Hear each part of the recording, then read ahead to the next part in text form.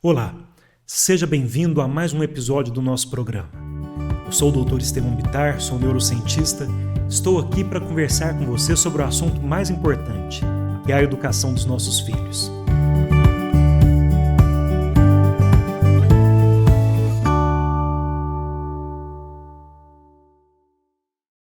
Bom, hoje eu quero conversar com você sobre algo que é muito importante para toda mãe e todo pai. Algo tão indissociável da experiência da maternidade ou da paternidade, que é algo que eu tenho certeza que já começou a surgir dentro de você e ser construído dentro de você no exato minuto em que você descobriu que havia uma criança a caminho. Hoje nós vamos falar sobre expectativas. O que são expectativas? Para entender o que são expectativas, um bom caminho é olhar a etimologia dessa palavra, olhar qual é a origem dessa palavra. E quando nós olhamos a origem da palavra expectativa, nós encontramos um parentesco com outra palavra, que é a palavra esperar. Esperar que algo aconteça, esperar que alguma coisa ocorra de uma determinada maneira. Então, quando os nossos filhos são ainda bebês, por exemplo, nós esperamos que eles sorriam para nós queremos que isso aconteça, nós temos essa expectativa.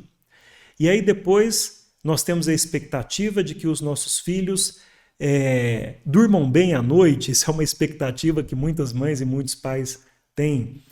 Depois nós temos a expectativa de que os nossos filhos aprendam a engatinhar, a expectativa de que eles aprendam a andar e deem os primeiros passinhos, depois a expectativa de que eles falem as primeiras palavras.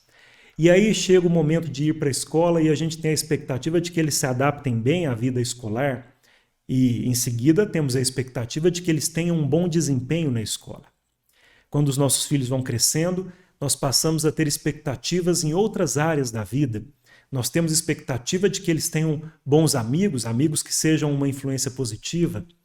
Temos a expectativa de que eles sejam pessoas bem resolvidas, de que eles façam boas escolhas acadêmicas, boas escolhas profissionais, de que eles construam uma vida bem-sucedida dentro daquilo que é o nosso referencial ou referencial deles de sucesso. Então, desde o minuto em que nós descobrimos que vamos ser mães ou pais, e durante todos os outros anos que se seguem, quando os nossos filhos são bebês, crianças, adolescentes e até adultos, nós o tempo todo nutrimos expectativas. E a pergunta, então, que se coloca é a seguinte: será que as expectativas que nós carregamos em relação aos nossos filhos, elas são benéficas ou prejudiciais para o desenvolvimento deles? Será que as expectativas mais ajudam ou mais atrapalham? Essa é uma pergunta mais difícil do que parece e é uma pergunta sobre a qual vários cientistas têm se debruçado. Existem muitas pesquisas que tentam entender exatamente como as expectativas que os pais criam nas suas cabeças influenciam a relação que eles constroem com seus filhos e quais são os efeitos práticos disso ao longo do tempo. E o que essas pesquisas têm mostrado, e mostrado de forma muito clara, é que as expectativas podem ajudar, mas elas também podem atrapalhar. E para explicar aqui exatamente como isso pode acontecer, a gente vai falar aqui sobre dois tipos de expectativa. As expectativas massacrantes, que, como o próprio nome sugere, têm um efeito muito prejudicial para o desenvolvimento, e as expectativas edificantes, as expectativas que levam os nossos filhos para frente, que ajudam no processo de educação e de desenvolvimento. Então vamos falar sobre expectativas massacrantes e expectativas edificantes. O que são expectativas massacrantes? São expectativas que reúnem várias características que as tornam muito negativas. A primeira característica das expectativas massacrantes é que elas geralmente são fantasias que os pais constroem e que não têm nenhuma relação com o temperamento da criança, com as tendências da criança ou com os interesses da criança. Então os pais constroem essas expectativas na sua cabeça sem ter uma fundamentação em um conhecimento efetivo de quem é o filho, quem é a filha. São fantasias sem base na realidade. Essa é a primeira característica das expectativas que são massacrantes. Elas são desconectadas da realidade, elas são fantasias. Então, já falei aqui também uma outra característica, elas são irrealistas. Uma terceira característica das expectativas massacrantes, além do fato de serem fantasiosas e de serem irrealistas, é que geralmente elas são comunicadas de forma agressiva e autoritária.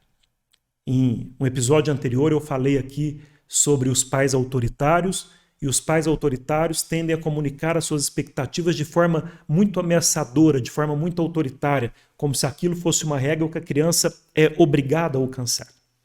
Então, essa é uma terceira característica. A quarta característica das expectativas massacrantes é que elas tendem a gerar na criança, a gerar no adolescente, um constante senso de inadequação e de fracasso. Porque se essas expectativas não têm nada a ver com eles, se elas são irrealistas e se elas são comunicadas o tempo todo de forma agressiva, de forma ameaçadora, então isso gera um senso de inadequação na criança. E uma última característica bem interessante das expectativas massacrantes é que muitas vezes elas são baseadas em frustrações que os próprios pais carregam sobre as suas próprias vidas. Então, às vezes, você tem uma mãe ou um pai que gostariam de ter alcançado alguma coisa, conquistado alguma coisa, mas não conseguiram nas suas próprias vidas, e aí então eles esperam que os filhos alcancem aquilo, que os filhos conquistem aquilo, como que para reparar o senso de fracasso e de frustração que os próprios pais carregam. Deixa eu dar um exemplo aqui de como uma expectativa massacrante pode se manifestar na vida prática, na vida real, no cotidiano. Imagine um pai que gosta muito de esportes e que ele mesmo queria ter sido um esportista, mas que ele não conseguiu, ele fracassou nesse sonho que ele tinha de ser um esportista bem-sucedido. E aí então esse pai tem um filho e ele fantasia na cabeça dele que esse filho será um grande esportista. Ou seja, a gente já tem o primeiro componente aí, que é o da fantasia. Será que o filho tem esse interesse, tem essa vocação, tem essa tendência, tem o temperamento adequado ou até o físico adequado? Esse pai não se importa com isso, ele constrói uma fantasia. Aí essa fantasia também, a gente vai para a segunda característica que eu havia mencionado, é irrealista. E aí vai para a terceira característica, o pai comunica essa expectativa para o filho de forma unilateral, de forma agressiva, de forma autoritária. Olha, você vai ser um esportista, você vai praticar esportes, você vai entrar no time, você vai ser o melhor do time. E aí isso começa a gerar nessa criança um sentimento de inadequação, um sentimento de fracasso, que é o que eu mencionei como sendo a quarta característica das expectativas massacrantes. E a gente nota que é uma coisa que nasceu dessa frustração desse pai. Então nós temos aí todos os ingredientes para ter uma expectativa massacrante. E o efeito disso é bem evidente. Quando nós alimentamos esse tipo de expectativa e nós impomos essas expectativas sobre os nossos filhos, nós os forçamos a uma de duas posições possíveis. Ou eles não conseguem alcançar aquilo que nós inventamos na nossa cabeça. Então eles começam a ter a sua autoestima afetada, o seu senso de valor pessoal afetado, a sua autoimagem afetada, ou eles vão se sacrificar ao máximo para alcançar aquilo que nós estabelecemos, mas eles vão fazer isso às custas do seu próprio bem-estar, às custas da sua própria saúde mental e às custas da sua própria identidade. E essa é uma característica também importante das expectativas massacrantes. Elas anulam a identidade do outro. Como elas são fantasiosas e foram construídas não a partir de quem o outro é, mas a partir do que nós sonhamos e queremos, então a imposição da expectativa assim colocada, ela anula o outro, ela força que o outro esconda a sua própria identidade. Então essa criança do nosso exemplo, Às vezes ela não tem nenhum interesse por esportes, ela odeia esportes, mas ela não tem nem coragem de falar isso para o pai, porque ela sabe que ao falar isso para o pai, ela vai gerar uma reação do pai, uma reação agressiva. O pai vai ficar frustrado, irritado e vai ter uma reação autoritária. Então essa criança começa a esconder a sua identidade, ela começa a esconder quem ela é, e o mundo interior dela vai se desconectando do mundo exterior, porque ela não sente liberdade para expressar quem ela é. Na base das expectativas massacrantes está um erro de compreensão sobre o que significa ser mãe, o que significa ser pai, o que significa ter um filho. Os nossos filhos não podem carregar o peso das nossas próprias ambições. Os nossos filhos não podem carregar o peso dos nossos próprios fracassos e frustrações. Os nossos filhos não são nossa propriedade. Eles são pessoas livres que vêm ao mundo a partir de nós e que devem ser educados e protegidos por nós e orientados por nós, mas eles não têm nenhuma obrigação de atuarem como se fossem nossa propriedade, como se eles nos devessem uma realização de um sonho que, em última instância, é um sonho nosso e não deles. Então, essas são as expectativas massacrantes. Se você identifica em você alguma expectativa que foi construída de forma fantasiosa e realista, que foi construída a partir das suas próprias frustrações, uma expectativa que você comunica de forma unilateral, agressiva e autoritária, uma expectativa que gera no seu filho um senso de inadequação, de fracasso e uma pressão para que ele esconda quem ele realmente é, para que ele não te decepcione, então cuidado. Essa é uma expectativa massacrante e isso prejudica o desenvolvimento do seu filho. Agora, como eu falei no começo aqui da nossa conversa, existem as expectativas que têm um efeito negativo, mas eu falei também que existem expectativas que têm um efeito positivo, que eu chamei de expectativas edificantes. Elas edificam, elas constroem, elas levam os nossos filhos além. Quais são as características das expectativas edificantes? Em primeiro lugar, elas são expectativas realistas. Elas partem não de uma fantasia que a gente cria na nossa cabeça, mas de um conhecimento real sobre quem é o nosso filho e qual é o contexto, qual é a realidade do nosso filho. Então são expectativas realistas. Em segundo lugar, são expectativas que são coerentes com os interesses dos nossos filhos, com o temperamento dos nossos filhos, com as suas vocações, com os seus talentos. Então elas são realistas, elas são coerentes. Em terceiro lugar, as expectativas edificantes, elas são comunicadas de forma positiva, de forma amorosa, de forma acolhedora. Ao entender quais são nossas expectativas, quando elas são edificantes, os nossos filhos não se sentem pressionados e massacrados. Eles se sentem estimulados porque sabem que nós acreditamos neles. E nós acreditamos no futuro deles. Então elas são comunicadas assim. Elas estão associadas com a orientação, com a conversa, com aquela situação na qual os pais atuam como guias. Não é você vai ter que fazer isso e pronto, isso é o que eu espero para você. Não, eu vou te ajudar a chegar nisso. Eu vou construir isso com você. As expectativas edificantes também estimulam os pais a valorizar não apenas o resultado do que o filho faz, mas o próprio esforço do filho.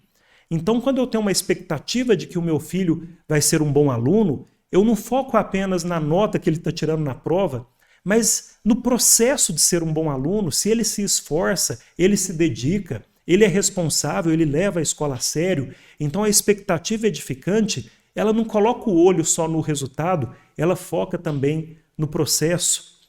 E sempre que possível, a partir do momento certo de desenvolvimento dos nossos filhos, quando eles estão prontos para isso, as expectativas edificantes também podem ser construídas em conjunto com os nossos filhos. Eu não preciso construir na minha cabeça as expectativas e levar isso pronto unilateralmente para os meus filhos.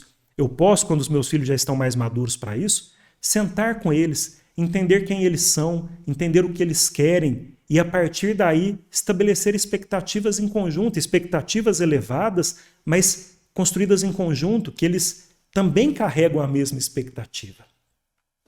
Ao contrário das expectativas, massacrantes, as expectativas edificantes geram efeitos muito benéficos que estão repetidamente sendo reafirmados e reencontrados em pesquisas científicas muito sérias que são conduzidas no mundo inteiro.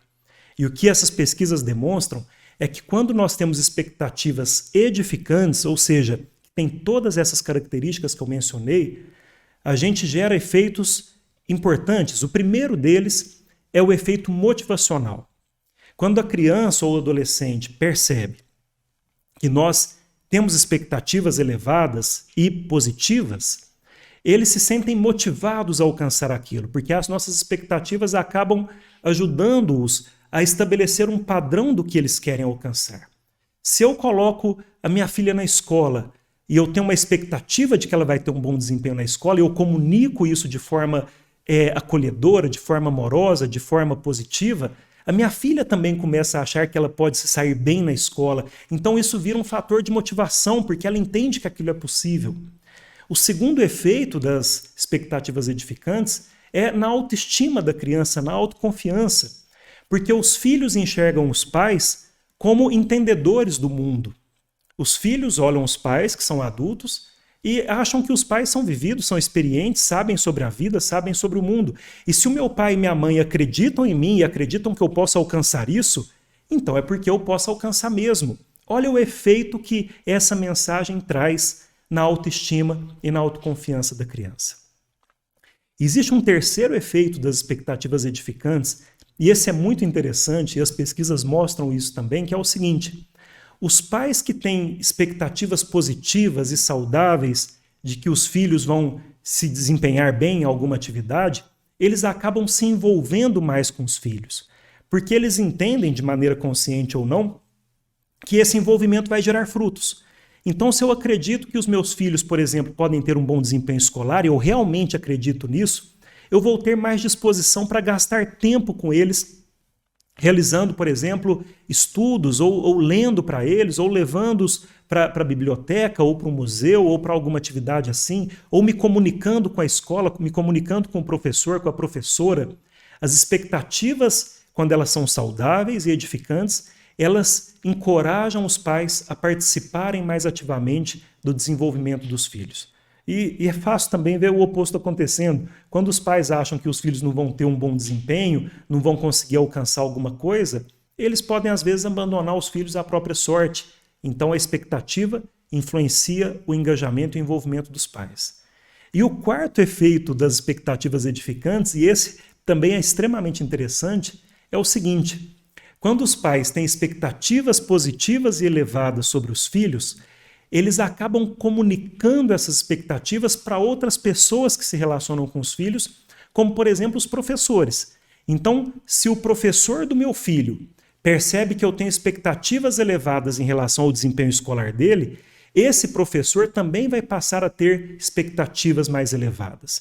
E quando o professor tem expectativas mais elevadas, ele também se dedica mais à criança, ele investe mais o tempo dele naquela criança, pelo mesmo processo que os pais acabam se envolvendo mais. Porque o professor entende que aquele esforço tem mais chance de gerar frutos. E isso que eu estou falando é demonstrado em várias pesquisas, que quando os professores têm expectativas elevadas sobre um aluno, eles acabam se dedicando mais àquele aluno e fazendo com que aquelas expectativas, muitas vezes, se concretizem. Isso tem a ver com uma coisa, um fenômeno que eu já discuti aqui em outros episódios, que nós chamamos de profecia autorrealizadora. A profecia autorrealizadora é aquele processo no qual a gente acredita tanto que alguma coisa vai acontecer, que a gente começa a agir de forma que aquilo realmente aconteça. Então, se o pai, se o professor acreditam que uma criança é capaz, eles vão encorajando aquela criança, eles vão estimulando, oferecendo recursos, oferecendo tempo, oferecendo suporte, até que aquela criança realmente se torne capaz. Então, a profecia de que a criança seria capaz, ela se realiza simplesmente porque ela existe, ela se autorrealiza. E o oposto também acontece. Se eu acredito que uma criança não é capaz, então eu paro de oferecer recursos e apoio e encorajamento, o professor percebe que eu não estou envolvido e ele também muitas vezes acaba não se envolvendo e aquela criança acaba não sendo capaz. Mas não é porque ela intrinsecamente não é capaz, não. É porque foi criado um contexto ao redor dela de baixas expectativas, um contexto de desconfiança, de descrença. E a criança, então, perde acesso a esses recursos e ela recebe essa mensagem. Se as pessoas não acreditam que eu sou capaz, então talvez eu realmente não seja capaz. E se eu não sou capaz, eu não vou nem tentar. E aí é a hora que a profecia também se realiza, mas no sentido negativo. Muitas vezes, as pessoas falam que o que a gente pensa tende a se concretizar. E eu também acredito nisso. Mas ao contrário de muitas pessoas, eu não acho que esse processo da imaginação para a realidade é um processo mágico ou sobrenatural. Como cientista, eu acredito que o que a gente imagina se transforma em realidade por meio das nossas ações. Mesmo sem perceber, nós alinhamos as nossas ações com as nossas crenças e com as nossas expectativas. E são as nossas ações que transformam o mundo. Então, se eu acredito que o meu filho é capaz, eu atuo dessa maneira e o meu filho se torna capaz. Se eu acredito que o meu filho é incapaz, eu passo a me comportar de maneiras coerentes com essa crença, eu retiro o suporte, apoio, encorajamento do meu filho, eu envio para ele a mensagem de que ele é incapaz e ele se torna efetivamente incapaz. Então, olha só, o que você imaginou se concretizou.